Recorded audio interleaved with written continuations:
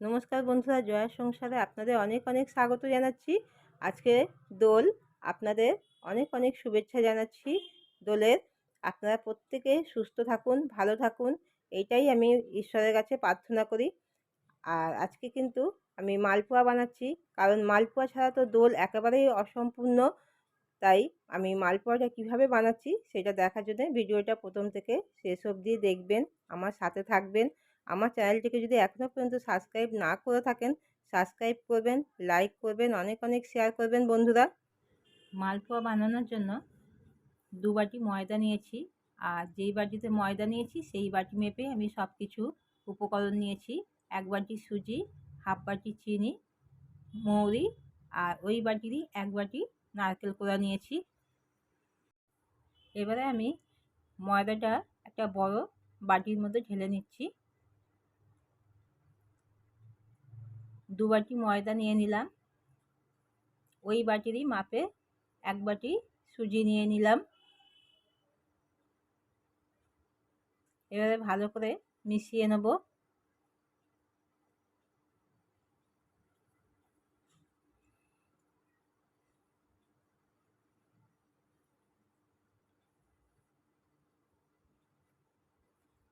মিশিয়ে নেওয়া হয়ে গেলে চিনিটা দিয়ে দেব। চিনি আমি এখানে অল্প করে দিলাম, হাফ বাটি, কারণ মালপোয়াটা আমি রসে যেহেতু ভেজাবো, সেজন্য এখানে চিনিটা আমি অল্প করে দিলাম। যদি আপনারা রসেতে না দেন তাহলে কিন্তু এখানে চিনিটা একটু বেশি নিতে হবে, মিনিমাম 1 বাটির মতন চিনি নিতে হবে। 1 চিমটি নুন দিয়ে দিলাম, এতে করে মিষ্টিটা কিন্তু ব্যালেন্স হয়, আর মিষ্টিতে একটু নুন দিলে খেতে ভালোও লাগে।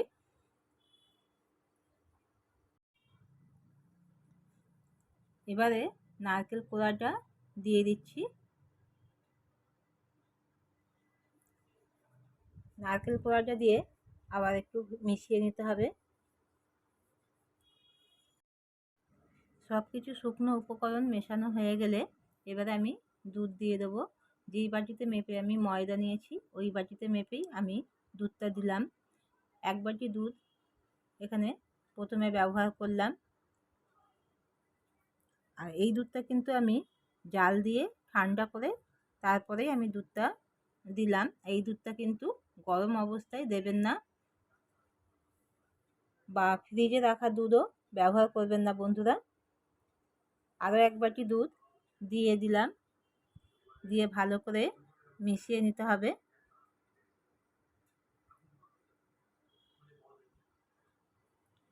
এখানে আরও 1 বাটি দুধ লাগবে, যার জন্য আমি আরও 1 বাটি দুধ দিয়ে দিলাম, দিয়ে ভালো করে মিশিয়ে নেব।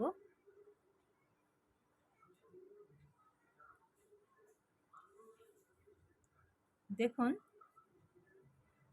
এইভাবে খুব সুন্দর করে মিশিয়ে নিতে হবে, যাতে করে ময়দার মধ্যে কোনো রকম ঘেলা ভাব না থাকে।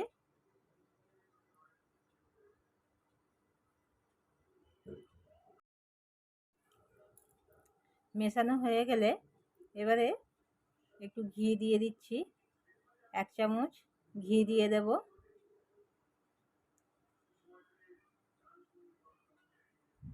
ঘিটা দিয়ে ভালো করে মিশিয়ে নেব।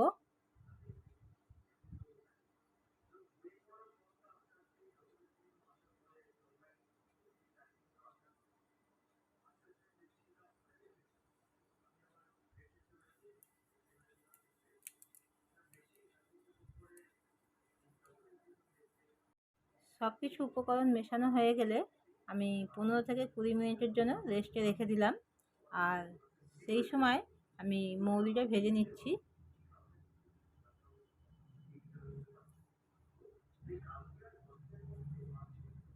মৌরিটা একদম গ্যাস কম করে ধীরে সুস্থে মৌরিটা ভেজে নিতে হবে। খুব তাড়াহুড়ো করে গ্যাস জোরে করে মৌরিটা ভাজবেন না বন্ধুরা, তাহলে কিন্তু মৌরিটা ভালোভাবে ভাজা হবে না, তাড়াতাড়ি পুড়ে যাবে আর খেতেও ভালো লাগবে না।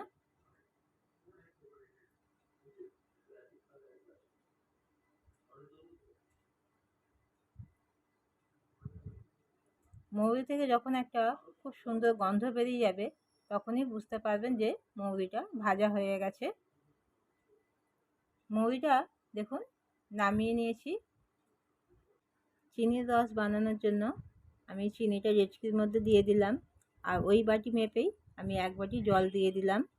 এখানে আমি চিনিটা একটু কম নিয়েছি, কারণ কদিন আগে আমি একটা মিষ্টি বানিয়েছিলাম, সেই মিষ্টির রস আমার বেঁচে গেছিলো, তো সেটা আমি ফ্রিজে রেখে দিয়েছিলাম। ওই চিনির রসটাই আমি এখানে ব্যবহার করব বন্ধুরা। চিনির রস ফ্রিজে রেখে দিলে অনেক দিন ভালো থাকে বন্ধুরা। আর দেখুন এই রসটা আমি ফ্রিজে রেখে দিয়েছিলাম, এইটাই আমি এখানে ব্যবহার করব। আপনাদেরও যদি এরকম কোনো সময় কোনো কিছু মিষ্টির জিনিস বানাতে গিয়ে যদি রস বেঁচে যায়, তাহলে কিন্তু সেটা ফেলবেন না। এইভাবে ফ্রিজে রেখে দেবেন কোনো বোতলে ভরে, এতে করে কিন্তু রসটা অনেক দিন ভালো থাকে। কয়েকটা এলাচ থেতো করে দিয়ে দিলাম।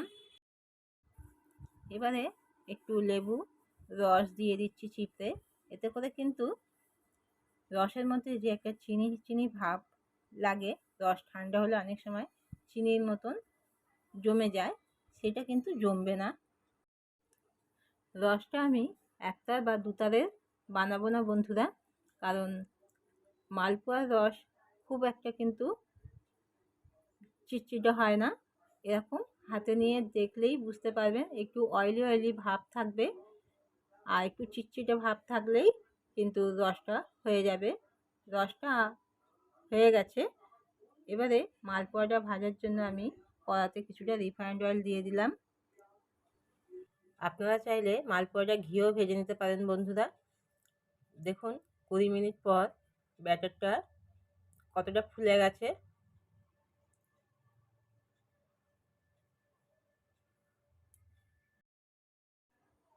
এবারে মৌরিটা একটু থেতো করে দিয়ে দিলাম।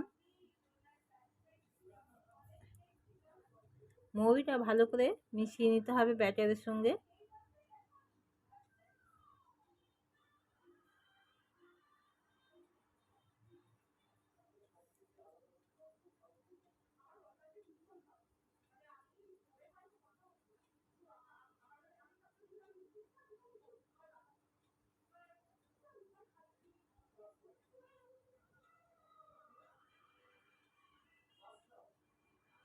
দেখুন ব্যাটারের ঘনত্বটা এরকম থাকলেই হবে।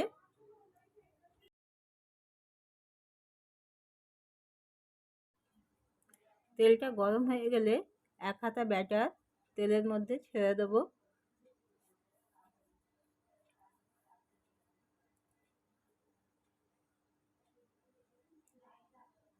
এই সময় কিন্তু কোনো রকমভাবে মালপোয়াটাকে নাড়াচাড়া করা যাবে না, বা উল্টানোর চেষ্টাও করবেন না। একটা পিঠ কিছুক্ষণ হতে দিতে হবে।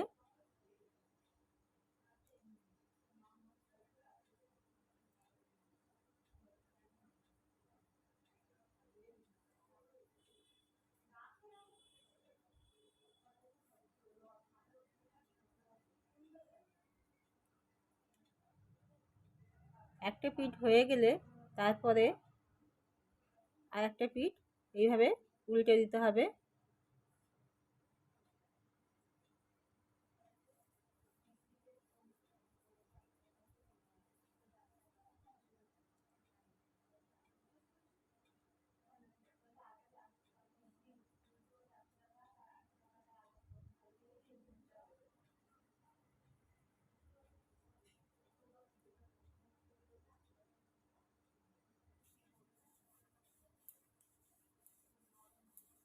এইভাবে এপিঠ ওপিঠ করে 2 পিঠ ভালো করে ভেজে নিতে হবে।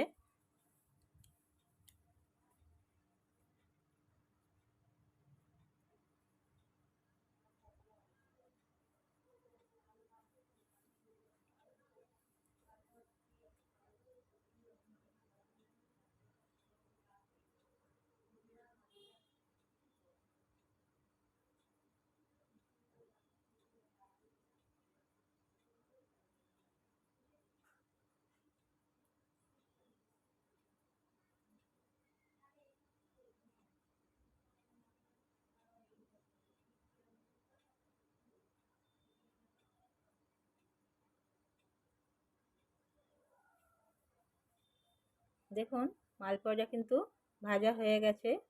মালপোয়াটা রসেতে ছেড়ে দেবো।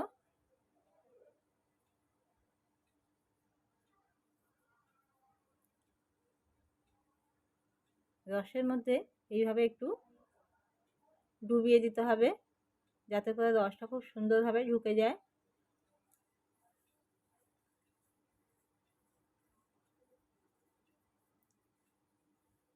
এবারে মালপোয়াটা আমি রস থেকে তুলে নিচ্ছি। আরও একটা আমি মালপোয়া ছেড়ে দিয়েছি, দেখুন।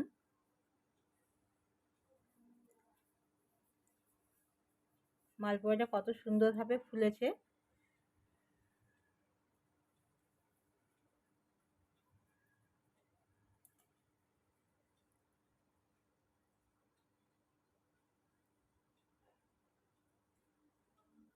এইভাবে সব মালপোয়াগুলো আমি ভেজে নেব।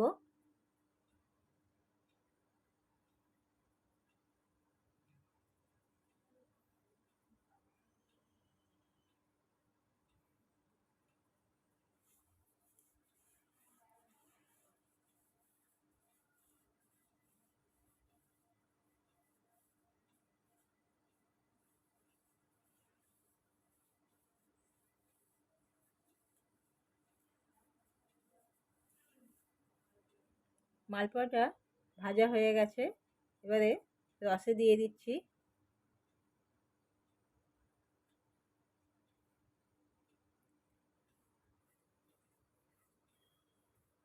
দেখুন এইভাবে সব কটা মালপোয়াই কিন্তু আমার ভাজা হয়ে গেছে। আর মালপোয়াগুলো কত সুন্দর লাগছে দেখতে, খেতে কিন্তু দারুণ টেস্ট হয় বন্ধুরা। একবার এইভাবে মালপোয়া ভেজে খেয়ে দেখবেন, আশা করছি আপনাদের খুব ভালো লাগবে।